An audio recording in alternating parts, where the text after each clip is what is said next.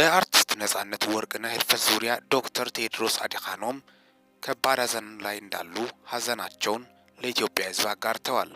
በተለይ በህዝብ ዘንድ ከፍተኛ ተወዳጅነትን ያተረፈ ፖለቲካ ውስጥ የማይገባ ዘር፣ ብሔር፣ ሃይማኖት፣ ቀለም የማይል ሁሉን በኢትዮጵያዊነቱ የሚወድ የሰውን ልጅ ደግሞ እንደ ሰው የሚያከብር ታላቅ ሰው እንደሆነ ሁሉም እንደሚወደው የአደባባይ መረጃ ነው።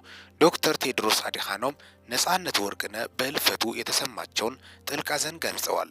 ከፖለቲካው ከጥላቻው የሌለው መሳቅ ብቻ፣ ማሳቅ ብቻ፣ ማዝናናት ብቻ። ነጻነት ወርቅነህ ህልፈትን በማስመልከት ከፍተኛ ሐዘናቸውን እንደገለጹ ጭምርም ነው።